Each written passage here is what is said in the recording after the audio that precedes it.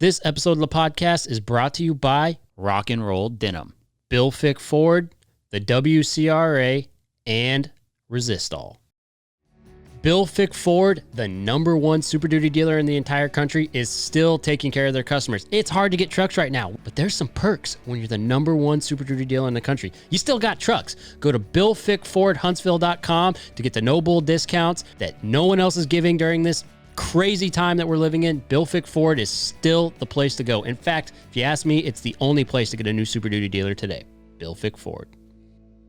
The Women's Rodeo World Championship is the largest purse in the history of women's rodeo, paying out a total of $750,000. The event will take place October 26th through the 29th in Las Vegas at the South Point Arena.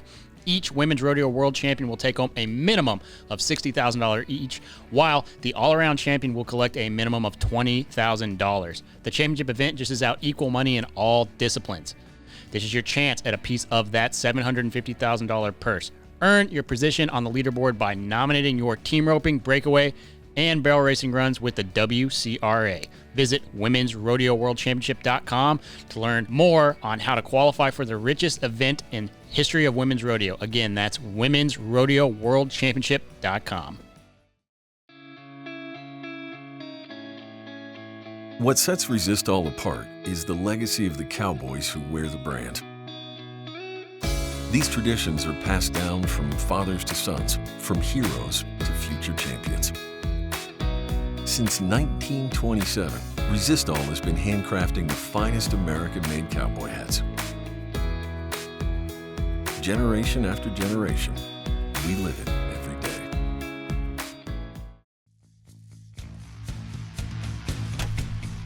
This is The Gauge with host Chance Conradu. Are you freaking serious? It's Conrado. This is The Gauge, and I am Chance Conrado. On this bonus episode of the podcast, we have got Yellow Felt Soul. Shelby reached out to us to ask if she could come and talk about suicide awareness and depression, especially as it pertains to rodeo, which I think is really important, that we talk about some of these things that generally aren't allowed to be talked about. So check it out. Good? Great. Grand. Okay. Perfect. Hi, Shelby. Hi. Sorry I was late. Well, I guess I was on time, but on time's late, right? Exactly. Yeah. Nah, just fashionably late. Yeah, doesn't that really happen? Usually I'm here before everyone, and, that's not true. It's always late. Anyway, so we've been talking about, trying to remember when you reached out, but this is about is it a nonprofit? Like, tell me about Yellow Felt Soul, and then we can kind of get into the details. And from kind of what I've looked into, it's kind of a heartfelt thing, and I think it's not what we normally do, right? We usually aren't doing that. We have a very specific gauge way of doing things, but when I looked at your cause, and actually my sister Paige told me some things about it, and I was like, okay, let me take the sarcastic pants off and let's actually talk about something real that no one talks about. Yeah. And so when you reached out, I was like, absolutely, let's do it. So Yellow Felt Soul is an official 501c3 for depression and suicide awareness. And I originally just started wearing a yellow hat, and it just kind of flowed into Yellow Felt Soul, and that is the name of the nonprofit. My mission statement is to inspire those affected by depression, suicide, that they may have a life and a purpose by being a living example.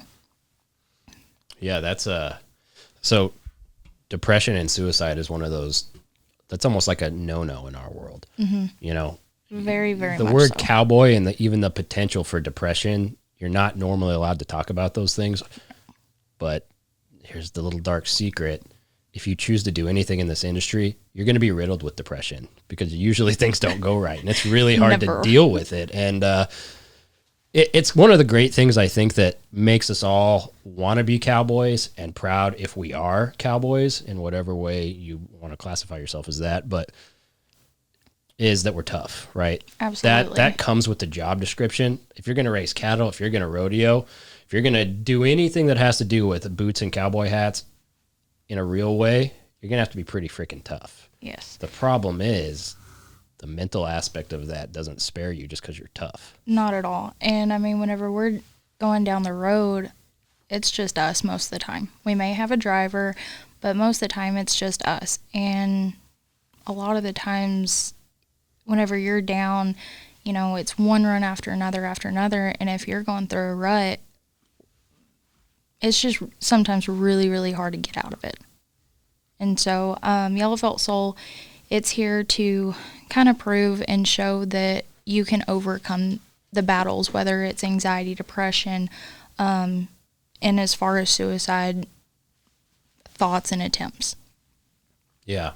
Yeah, I know there's probably quite a backstory. In fact, I know there is, thanks to your website and some of the other places you've got to talk to people about this. But are you comfortable talking? I know you probably are, or you Absolutely. probably wouldn't have reached out and you wouldn't be here. But I think it would be really great for people to understand just how personal this is for you and why someone would want to take this on. I mean, because if you're trying to barrel race at any level, you don't have a lot of time for 501c3s. They require a lot. So for you to do that, I think speaks volumes. But the reasoning behind it, I think, is probably important to share if you would. Absolutely. So it comes from my biological dad. He committed suicide whenever I was 6 years old. And then, you know, all throughout my life, it's just been one hit after another. And then, so I've personally battled with depression, currently battling with depression, and I had suicidal attempts before. And it's just one of those things that it's kind of always been in my life. I had somebody that was like my brother, and he had committed suicide. His mom is actually on my board, and it just really, it's really, really near and dear to me. And it's one of those things, like you said, like depression is not something you can talk about. I know whenever my dad committed suicide, my mom told me, she said, don't tell anybody that your dad shot himself. You just say your dad died. And I remember at 6 years old just wondering why. Like, what, my dad just died. What's the difference? And, you know, maybe it was because I was naive at the age of 6. But depression, it's not just always a sad story that you're feeling sad. You know, it's a chemical imbalance. It's more than just a feeling. And so it's just one of those things that I want to almost normalize. Like, you know, for example, you're not going to tell a diabetic to not eat sugar. You're not going to tell somebody with cancer to just not get chemo. You're not going to tell somebody that's depressed and suicidal to not go get meds, to not get mental help, whether it's counseling or diving in your Bible, whatever the case may be. You're not going to tell them that. You're not going to tell them, hey, just get happy. And if you do, it's probably because you don't understand depression and the things that those people battle just within their own mind. Yeah, but so one of the main reasons that I really actually, because usually, I mean, it's no secret, I turn away a lot of stuff like this just because I don't want the Gauge to be a mouthpiece for things really other than just humor and good rodeo type stories and all that. But this is something that I suffered through as a child my entire life. And so it really actually hit home for me when I was like, you're like, hey, can we do this? And I said, hey, Paige, I noticed you're doing things with her. What's the deal? And then she was like, Paige word vomits everything. So I got the whole deal from her because she does her research on anybody if she's going to do that's Paige. Yes. Yeah. And so I was like, okay, all right. Yeah, you know what? Actually, yeah, let's do this. Because I struggled with it too. And I mean, it was not, if you are a little kid and you go through it, and I know you know this just based on the way you're speaking, you're so ashamed because you don't understand it and you don't know why you feel that way, and you have no reason to. Maybe you really do have a reason to. You probably, obviously, not probably, you did have a reason to. It's just not something that's allowed in our world. And other places have figured out, like, let's go to the real world. There's our world and the real world. The real world, they don't have all the answers, but let's say you go work at Apple. They've got things to help people who suffer through those situations, or just corporate America or wherever it is. They've got at least a place where you can go to get that support. Here, it's shut up, you cry baby, get back to work. Absolutely. And that doesn't work with the human brain. That's the problem. No.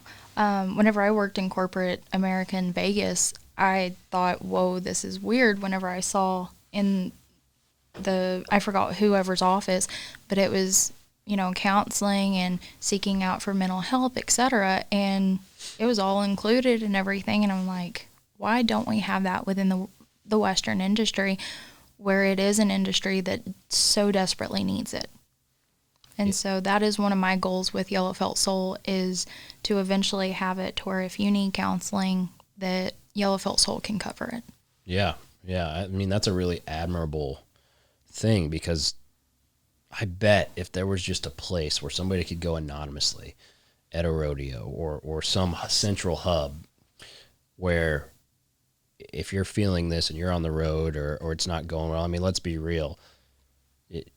There's one sheet of like the top 100 people rodeoing in every event. If you're not in that top 15, chances are you're pretty freaking depressed. Yeah. Because of how hard it is to just even go.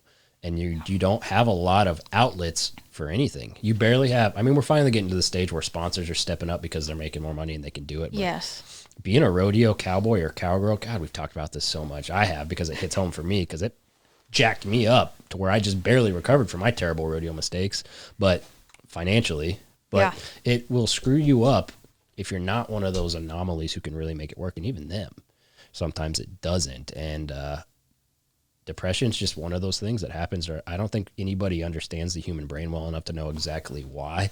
They can say oxytocin, serotonin, these different chemicals, but I don't really know if anybody understands. If they do, I'm not smart enough to find them. I'm with you there. It's one of those things that they really don't understand why, how, when, any of it. But one thing is that if you do need a counselor, make sure that that person kind of aligns with it. 'Cause like for rodeo people, for example, if they say, well, this is what I'm doing, this is how I'm feeling in a negative manner, they're like, okay, then why are you doing it? Right. Why don't you just stop rodeoing, get a normal 9-to-5 job, and all the world's great again? But guess what? It's not. It's in our blood. It's the passion. It's the drive. And so the counselor that I work with, her name's Shelby McCamey, and she has a rodeo background. So she understands that, it's not just a hobby. It's not just, a sport. It's a way of life. And she understands the ups and the downs of rodeo. I wonder if you've thought about this, because I certainly have. Because there's this thing that happens, like if you're not actively rodeoing or it's just not going well, and what you see is social media is a huge aspect of what it's a highlight reel. Oh, it is, and there's some people who are really good about like explaining, hey, this is not real life, and if you did rodeo, that to a certain degree, but God, you're like, fuck, that could have been me, or that should have been me, and it's just, that's not life. And no, if you see somebody, let's use a barrel racer for example, you see Haley go do what Haley does, or you saw what Jordan Briggs did, and you compete at that same sport and you put your whole soul in it, and you end up like 30th in the world after you went to 60 rodeos. Who hasn't been there? Everybody at some point's been there. Yeah. I ended up 91st, and I went to like 84 rodeos, hit over $30,000 worth of barrels, and yeah, it was depressing. That's the real reality of rodeo, right? Mm-hmm. Just like everything. Like imagine you played football, right? You were a standout high school football player. You got to the college and like, oh, this is really hard. You somehow made it work, and then you don't get drafted, but you see a guy you played against for 4 years get drafted in the first round and get a $30 million contract. You're going to really think long and hard about how you're not worth shit. Yes. And rodeo does that to the umpteenth degree, because I mean, it just is a constant cycle of redoing the same thing over and over. And it's a constant roller coaster, and not just the little Judge Roy Scream down at Six Flags. It is like whatever the wooden one is that you get a headache at. Right. Yeah. But because I mean, it's literally rodeo by rodeo. You can be on a high 1 minute and then in a complete just utter gutter for the next month and a half. Yeah. Yeah, it's a weird subculture because you've got so many different people who are feeding into the machine that's the problem, because it's kind of the machine that's the problem, right? And then there's these outlets like, and it's not just rodeo, it's life, but outlets like social media that you get so stuck in flipping through that shit. And the likes and the comments. And they did good. Oh my God, this 18-year-old kid just won Denver. Wow. Or this 20-year-old person just picked up a rope last year. And look, now they won the World Series or whatever. Man, that should have been me or this or that. And you just never get, your brain won't allow you to escape it. That's the hard part. And you just constantly think, when is my break? When do I get a break? When do I get to win, per se? Yeah. And sometimes it's not your time. And that's what I keep trying to tell myself, along with others, is that, sometimes it sucks that your timing is not the same timing as everybody else's. God's timing is specific for each and every one of us. And so don't compare your journey to her journey, to his journey, because all of our journeys are different. We all go through different things. We all go through different aspects of life at different times. We all have a different starting place too, right? Like there's so many factors in every person's life. Somebody invested in them heavily or someone didn't, or they got lucky with a specific horse that dropped. And, that's just a dice roll a lot of times. And if it hadn't happened that way, then maybe they wouldn't have had that success or what have you. And maybe you're getting all these messages, right? And I don't mean like messages on Instagram, but like messages from, call it God, call it the world, whatever you want, signs that, hey, maybe this isn't for you. And if you ignore those and you continue to put yourself in those same situations, you're perpetuating the cycle. Absolutely. So the number one way, at least for me, the only way, because I went into counseling as a kid, which does not work well. I don't know if you did. Yes, I did. It does not I will work agree. well at all for a kid to go into those situations and be forced to try to talk about emotions you don't understand. I think for me, it actually put me like 5 years farther back. Mm-hmm. I don't know if it was the same for you. But my counselor, she never taught me that it was okay to act like that or react in that manner. Never taught me really taught me how to bottle my feelings or express my feelings or whatever. It was just, ta-da, here it is. Yeah. Yeah. And because, like me, it was a generation of ranch people to another generation of ranchy people. No one was ever taught how to process emotions. No one was allowed to feel, so they're damn sure not going to let you feel anything. No. The problem is, like, our parents' generation, they didn't have this whole thing right here that was distracting them from like a day's work, right? Like nothing can be more distracted to your productivity than a freaking phone, right? And like, social where the media. hell did this last 3 hours go? Now I'm depressed because I didn't do anything today. Yeah. But so there's no escaping it. It's everywhere. You've got all these different things that are contributing to messing up your brain. And there was less of it for our parents and certainly less of it for our grandparents. And they suffered through it too, but I don't think the comparison was there, I think. No, like, I think it's the compare technology yourself. that has really just changed it, in my opinion, because like you said, back to the social media, it's not even like with rodeo, and it's not even just getting on social media and looking at everybody's highlight reel of just seeing the best of their life, or sometimes it's even a live what they're posting. Yeah. But it goes into, oh, well, this person has X amount of likes or this amount of comments. And then I know some of the sponsors nowadays are going to, well, you can't apply for this sponsorship unless you have X amount of followers. Like, what? To me, it's like, what does that matter if I believe in your product and you believe in me inside the rodeo arena? What does social media have to do with it? Yes, I get it. It's the marketing, it's the promoting, and I am more than thankful for the sponsors that I do have. But it also gets to the point where you put so much pressure on yourself because of trying to make sure that you are enough, that you're good enough that you're not going to get dropped from a sponsor, that you're good enough that they're not going to pick somebody else up and replace you. And you have to stay on top of your social media. And I'll be the first one to tell you right now, I have not been on top of my Yellow Felt Soul social media or my personal social media, because this last month has literally been a shit show, just to be flat honest. And I had to take a mental break because of it. But then if we take a mental break to do what we need to do for ourselves, our engagement on our social media decreases. So therefore, whenever we do get back on it, everything else, we have to build it back up because they're not seeing our posts now. And so our likes are going to decrease. And then we have to reflect that on worriness. And I always feel like we identify as how many followers we have on social media. And that's kind of a generation that where the generation is, that's where it's going, I guess. Yeah. I mean, it's certainly true. That's how the rest of the world functions, and they have for like the last 6 or 7 years, but it has creeped into ours. How could it not? I mean, you always have to look at things through both lenses, right? Because the only thing a sponsor gets from sponsoring somebody is hopefully somebody buys more pairs of pants, right? And you just have to understand that that is a monetary transaction. And there's some phenomenal sponsors out there who do it just to help. I mean, Bill Fick Ford comes to mind. Like, dude, you don't have to help all these people, but you do it anyway. You could be asking $20,000 over MSRP just like all the other truck dealers, but you don't. So there is good people out there, but from a monetary standpoint, it's like, trust me, we deal with it all the time. Poor Riley's whole job is just giving people data to justify why they write us checks. But it's just the sad nature of the way that the world works and how it's creeped in. But I think the hardest thing anybody can do in life, God, I don't usually get like this deep on this show. Usually we're half a bottle of whiskey in and somebody's calling somebody's sweater gay.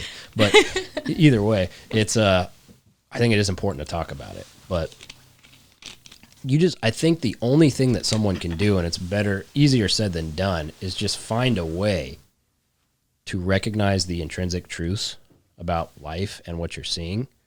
And the first thing you have to recognize is that's not real. That is not their life, right? Absolutely. Girls, I feel so bad for girls who are between the ages of like 13 and 30 right now. God, even 13 and 40, the amount of just comparison that you guys have, just opening that phone to these things that aren't real, these filters. They even have the ones where they give you a fake boob job and fake lips. You don't know what you're looking at. No, you don't. You have no idea what any of these people look like. And then it's even sadder for those girls who's like, so the only value you can bring is through a filter. And posting some part of your body. Like, I'm sorry for you, but then I'm also sorry for the real women out there who are like thinking that is what they should be. Yes. So, I mean, it just seems like we're going through like an identity crisis as a whole. Yeah, it's like I'm a Christian, so I'm not an evolution guy, but there's elements of evolution that make sense. It's like, okay, the world is evolving way faster than our brains. You know what I mean? And it just seems like that's what's causing a lot of this, is our brains are still processing like, we get up when the sun comes up, we go and we hunt, and we shit in the woods, and like half the time it just feels like that's all people are. Is eat, sleep, and other things, and there's nothing else to it. But then you have all this going on the outside, all this noise that just destroys you. It's almost like so many people have lost focus of finding a purpose with their life. It's just almost like they're robots where they just figure out the routine and they stick with it. That's your average human. Yeah, I think a lot. That's what's great, because I don't know anybody who rodeos that you could, or does anything in the Western world. I mean, there's those girls working over at the Cowboy Channel busting their ass. Those are not normal humans. No. Those are passion people, because they're not like they're getting paid like an NBC anchor does or something. Yeah. That's because they want to be a part of something. All the way down to the lady who's volunteering to drive people back and forth to the NFR in a golf cart to their interviews. There's so much just.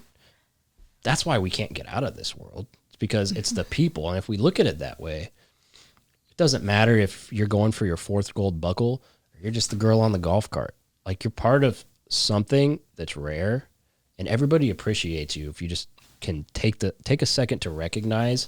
They may not like you. You may not like some of them. There's always going to be that element, but there can still be appreciation, though. But there's a level of appreciation in our world that needs to be appreciated, and it shows that no matter what you're doing, that there's a something you can join that can give you meaning. Absolutely. And I don't think people realize that, or the meaning that they do have isn't enough, or they can't think of like a big enough thing to do where they feel good. But no one cares about other people. Like, they do, but they don't care what you're doing. It's like you being successful might be offensive to some people, but not as offensive as you think. No. And so that goes for you, like, not you, just in general, or me, or whoever. Like, I make sure I don't want to say this about somebody, but I knew I was going to get all passionate about this because I think about it a lot. And I've got another company where we offer mental health type services now through our insurances because we've got enough employees. And it's like, oh my God, they're all regular people. Like Ty's one of them, actually.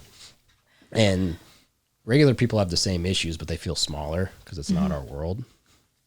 But no one cares, right? And if you can understand that, easier said than done, that no one cares, you only have to be good enough for you, and no one really cares. Like, you could go and everything could turn around next year and you win a gold buckle. If you did that because to try to get everybody else to care, you're going to be just as miserable then, maybe more than you are today. Absolutely. Like, you have got to figure out that you want to do it for yourself. You don't need to do it for your mom's approval. You don't need to do it to finally make dad happy. Or, you know, I've heard some other things that I just want to win a gold buckle so that way maybe I can find a spouse that loves me. I'm sorry, they're probably not going to love you for you. They're probably going to love you for your gold buckle. And hey, there's no shortage of them. There's a word for them. I just can't remember what it is. Maybe it'll come back to us. Some kind of fluffy mammal. Anyway, doesn't matter. But that's true. And so if you tie because I did it. In fact, I did it to such a degree that I was so miserably jealous of my sibling who did what I didn't do that I fucked my life up, excuse my language, trying to get back into it. Almost lost all the meaningful relationships that actually give a person meaning to try to chase a dream that I knew wasn't mine. But, you know, because I was jealous, Ivy did it. It was very difficult. And so it created this whole catastrophe. So it really hits home for me because I screwed all this stuff up already. I'm feel like I'm going back and forth, you know, rodeo really, really hard. Go to, I think it was like 89 rodeos or something. Ended up 91st in the world.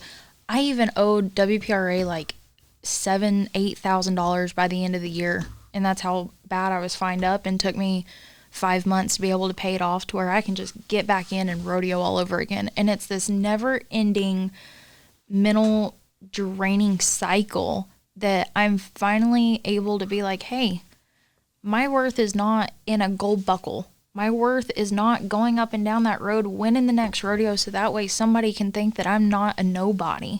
Because anymore, I don't care if somebody thinks that I'm a nobody, because at the end of the day, I know who I am. And that's where I think a lot of people need to find themselves and realize, like, who you are, what makes you happy, and not find their identity in rodeo and in anything else besides just figuring it out on your own. So that way it's not a never-ending cycle. Yeah, because it is. And here's the real sad truth. And if you're lucky enough to get to spend a lot of time with people who have lots of gold buckles, what they tell you is right after they get their first one, their 8th one, their 10th one, they're just in some box somewhere. And when they're done rodeoing, rodeo leaves you chewed up and spit out a lot. It's just the way it is. Everything does. Like, you could even look at some of the greatest NFL football players. You know, as soon as they retire, like, they get their moment, maybe they come coach, whatever, get another moment, but they move on to the next young guy. That's just life. No matter what, there's going to be a day where, like, I don't do stupid freaking podcasts anymore, and someone's going to come along and kick my ass at it. It's just the way it is. That's not going to happen for a while, so you guys don't even try, but it's just the way it is. We live in a cycle of live, get old, and die, and then someone else fills that cycle, and you just have to figure out how to go through it living for you. And most people just can't figure that out. They always want to live for somebody else, or they want to just live their life instead of creating the life that they always wanted. Yeah. Most people can't figure out what the life they want is. Like, this is the best advice I could give anybody. Like, if you think rodeo is the life you want to live, it ain't. You got to know. You got to be willing to owe the WPRA $8,000 and completely fall flat on your face, and be willing to get up and do that again in October 1st of the next year. Yep. If you're not, I was not. Thank God I didn't, or my life would suck, because I wouldn't have been all in and it would have just worked out really bad. But then you can't do it. No. Find what makes you the best version of yourself, or see yourself as the best version. I don't think there's such a thing as a best version of yourself. It's just what's your best view of yourself. Yes. And if you want to be a freaking janitor in my opinion, go be the best damn janitor that there is. If you want to, whatever it is that you want to do, just go do it. Be happy doing it and be the best that you can be. Yeah. Yeah. I think we should talk more about Yellow Felt Soul just a little bit and talk about what it is you're doing as far as your outreach stuff, how you're doing it, and what your goals are. Like, Okay. Where do you want it to be? Because talk about like having something that brings meaning to your life. You've got everything you need. You lost somebody to suicide. You felt suicidal yourself. You've dealt with depression. I think you even had mentioned that you had suicide attempts, which is all. I'm really glad that you were brave enough to say that. But I know the why. What's the how, and where's it going? The how is through Yellow Felt Soul. I mean, honestly, where Yellow Felt Soul is today was like my 10-year mark. And I released Yellow Felt Soul June 6th of 2019. So it just grew leaps and bounds. A few of the things that I do want to do with Yellow Felt Soul is I want to do scholarships. And Yellow Felt Soul doesn't discriminate or anything like that, but because Yellow Felt Soul was created within the Western industry or the equine industry, I want it to stay within that. But with that being said, with the scholarship, I need it, like you'll have to write an essay explaining how mental health, whether it's anxiety, depression, suicide, whatever it is, has affected your life, how you've overcame it, anything like that. And I want to be able to help the kids that don't necessarily get that help from other people because something mental health wise has affected them. And then I remember whenever my dad died, that we didn't have a whole hell lot of money. I mean, I didn't. I was 6 years old, but I remember my mom, she struggled really, really bad. Another member of the family, had to pay for the casket because my mom didn't really have it and things like that. And so I want to also have grants for families that, because it's not like, it's a leading up type death and it's coming. It's subtle. It's out of the blue. You may not have the money to even bury them. And so I want Yellow Felt Soul to be a place that family can come and reach out to Yellow Felt Soul and apply for a grant for me to help just ease whatever it is that the family needs, whether it's the mortgage payment, whether it is to help with the funeral, expenses, whatever that case may be, because they are going through such a devastating time in their life. I just want this to be just to ease their peace of mind a little bit. Yeah, no, I mean, that's amazing. And that's one of the reasons why I wanted to go ahead and have you come on is the great thing about this show is you can reach a lot of ears. And if they hear it, then it might hopefully help fast track some of that for you. Because I don't know what you need or how you go about getting that or reaching out to people for donations. But the more people that hear, the better. And definitely there's plenty of people who will hear it. So absolutely, if you verbalize what it is you need, you might just get it. So I think it's important you do that too. Donations would be amazing because I've had a total of $252 donated to Yellow Felt Soul total. And so, to be real honest, that didn't even begin to touch the lawyer fees to make Yellow Felt Soul an official 501c3 organization. And so donations would just be amazing. So that way I can continue to grow Yellow Felt Soul. Another one of the things that I want to do with Yellow Felt Soul, it's kind of on a smaller scale, but I've been walking up to secretaries' offices to pay fees before, and I'll see somebody and they just look like their best friend died. And I know that personally me, if it weren't for some of the hospitality tents, I wouldn't have eaten. I didn't know how I was getting to the next rodeo. I damn sure wasn't paying my fees, and that's, how I got fined up. But I want to have gift cards in my trailer so that way if I see somebody, I can just hand them a gift card and just say, hey, hope your day gets better. And it'll just, it could be like a food gift card, a diesel gift card, whatever it is. but it just being a sleeve and have Yellow Felt Soul and then just a uplifting, inspirational quote, things like that, because sometimes that is all it takes for you to just turn your day around. And who knows, like, you could go on to win that rodeo and completely just turn your rodeo lifestyle around. I mean, that's a lot of people have that rodeo story. I'll never forget. I mean, that's one of Derek Begay. I don't know how much you know about Begay, but that's one of his big stories where he had like $82 and he spent $60-some of it on a steak or whatever it was. And had he not, won that round at Cheyenne that he had won or something to that effect, I mean, he was going to quit rodeoing because he would have had no choice. Yeah. And it was that one thing that like turned him around, and then he had like 4, 5, 7 NFR appearances right after that. Yeah. That's all it takes in rodeo sometimes. Sometimes it's just a smiling face. And so those gift cards, I mean, I'll hand them out, or I'll take, a handful up to the secretary and be like, hey, throughout the year, if you see somebody come in that just looks down, that needs a pick-me-up, just hand it to them. You don't have to say a damn thing. Just hand it to them, say, have a nice day. Yeah. Just little things like that. You know what would be cool? It would be really cool to have, like, just like they nominate AQHA Horse of the Year, but the contestants could nominate someone who needs a grant. That's cool. Who needs I didn't a grant think about that. anonymously. They wouldn't know where it came from, but let's say all the contestants in the WPRA are like a good portion of them. Maybe you asked them all to donate $50, $100. Next thing you know, you've got $10,000 that you could split between. I mean, because that's the great thing about the girls who race. They'll do it. Yes, they will. If you ask. In fact, that's how the whole rodeo world is which is why it's so special. But maybe you could do something like that, where there's one person who everybody knows is trying their hardest and then going to make it to the next one if they don't get a hand. And next thing you know, they've got a check for $2,000-$3,000. Yeah, just to help give them that extra push. Yeah. And sometimes, I mean, like you said, sometimes that's what gives it to you. Yeah.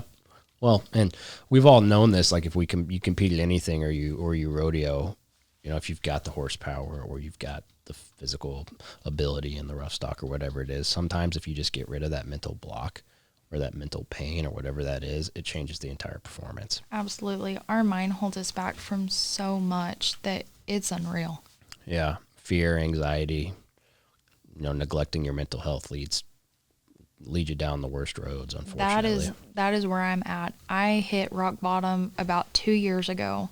And if it weren't for my hauling partner, Brittany Barnett, at the time, I mean, I don't know where I'd be, to be real honest. She physically picked me up off the bathroom floor of the living quarters, put me on my horse, and said, "You are not giving up. I'm not letting you." And so, like I said, I don't know where I'd be without her. There's a lot of girls who have a similar story with their hauling partners. Yeah. Just speaks more to the camaraderie that's in rodeo, which is unique when you're competing against them. No other sport has that. Family. No other sport has it.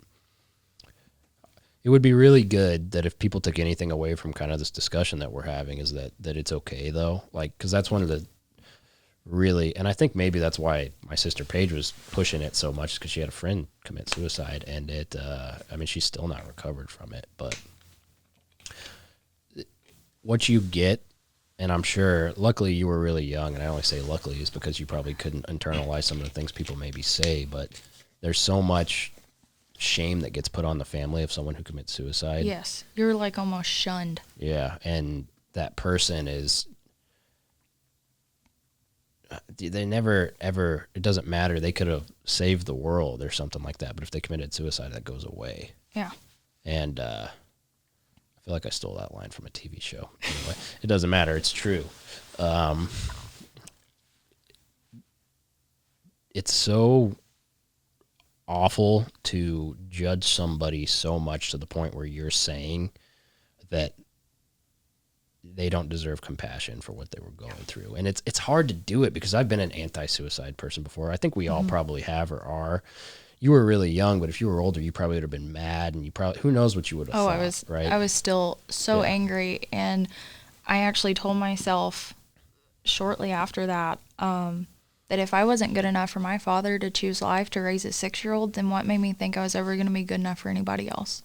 And so that, and then I blamed myself for years, because that night that he did it, he asked me to go back to the house with him instead of staying the night with my grandparents. And so for over 10 years, I blamed myself. I said that, I told myself that maybe if I would have went back home with him, he'd still be here.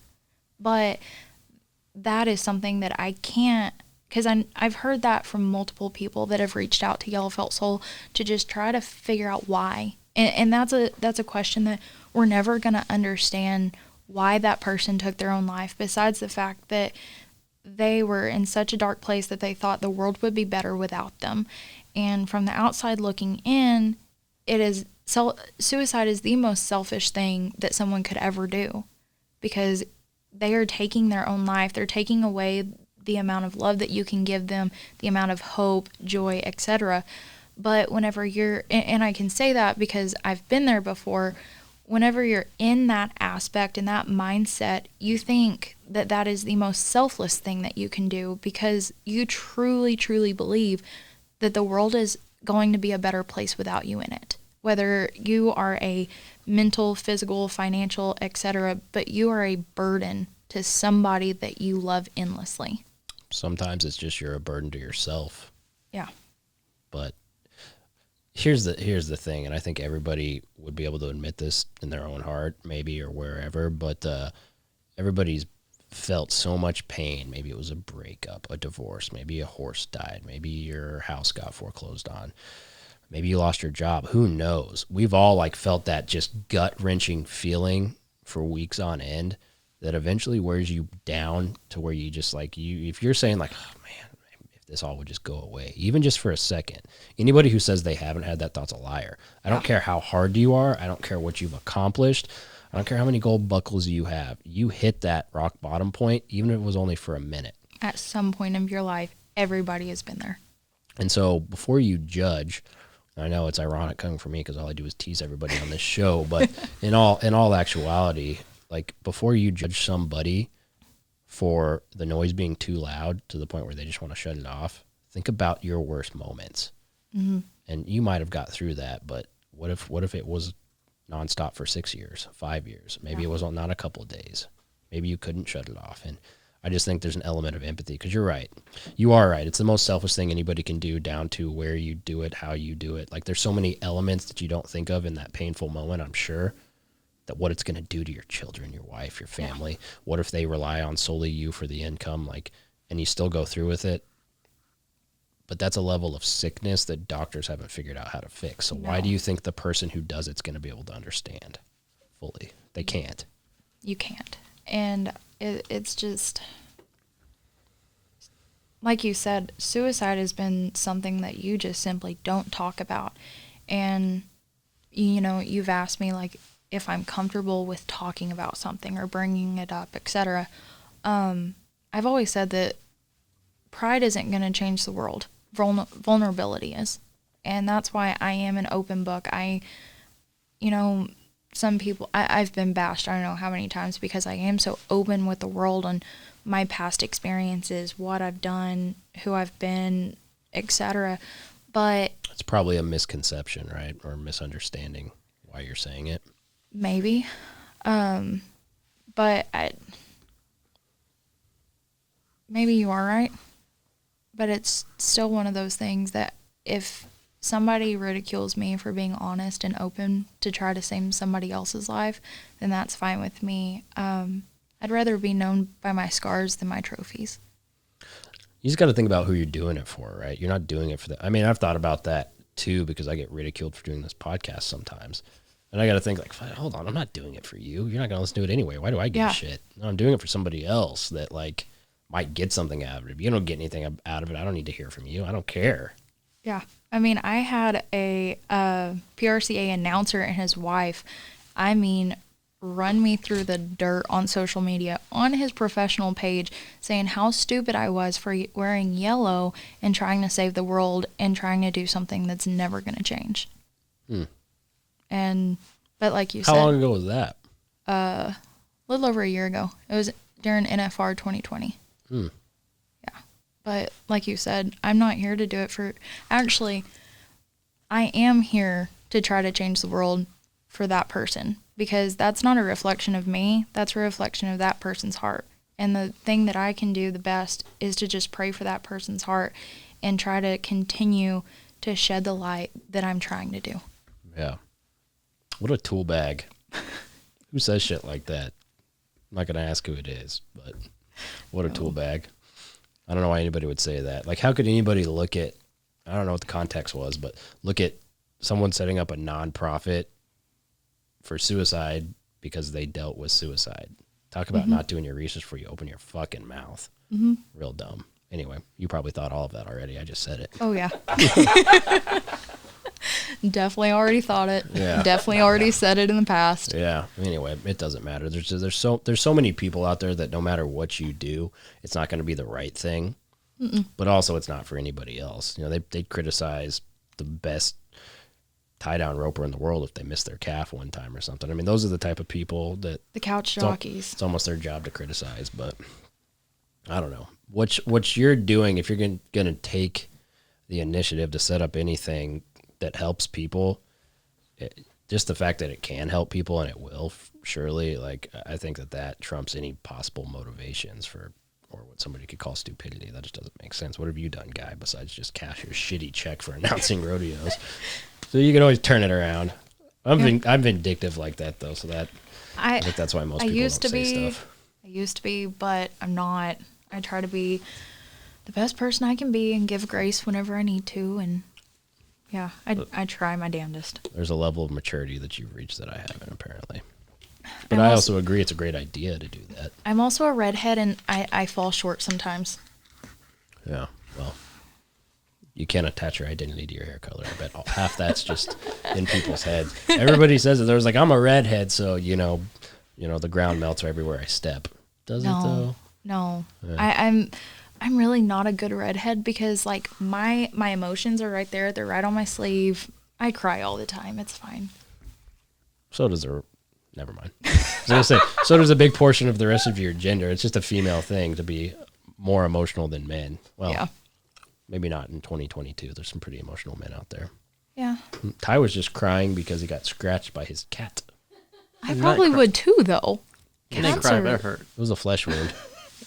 He called in sick like 3 days in a row. He's like, I got attacked by this cat. And I was like, we got to talk to Fort Worth Zoo. How'd you fall into the cage? No, it's my house cat. You're like, oh, okay. So there's a level of disclosure that maybe you should have just left it where I thought it was a tiger. Maybe a bobcat in the backyard. You know what? I'd take a tiger over a freaking bobcat. Yeah. Would you though? Probably. Like if I had a weapon, it's like a bigger target. Have you seen a bobcat? I tried to rope a bobcat one time. Yeah. Why? It was a terrible idea. I don't know. But let me just tell you. One, I missed, but then I got to hear from a guy who roped a bobcat, and he's like, look at that.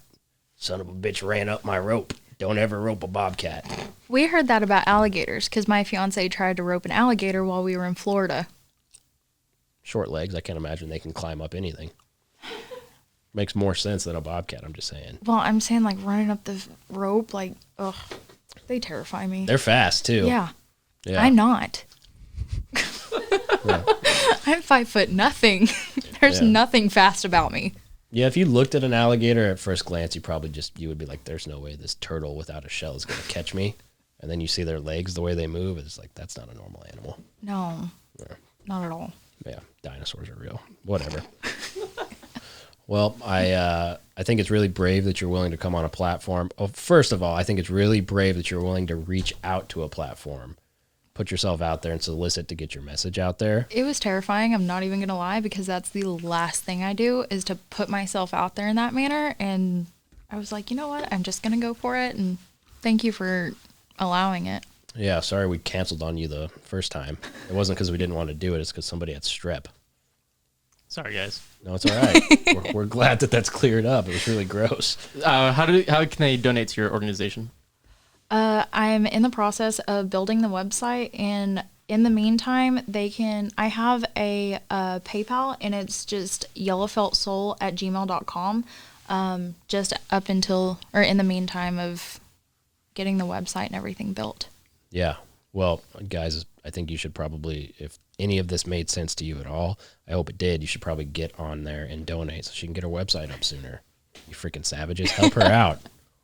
That would be nice. It would be. Yeah. That's the thing. Everybody needs help. And if you have a good cause, I think it's really important. If you can help, you should help because it's going to help somebody down the road if she gets it up as fast as possible. So I hope you coming on this humble little program helps get the word out more. And, I'm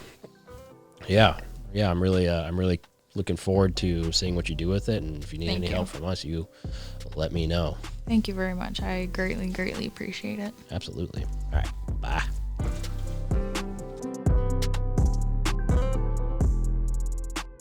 This has been The Gauge, hosted by me, Chance Conrado, produced and edited by our guy Ty Yeager. Shout out to the executive producers Dustin Pointer and Cody Denton. Marketing and content produced by Riley Chone.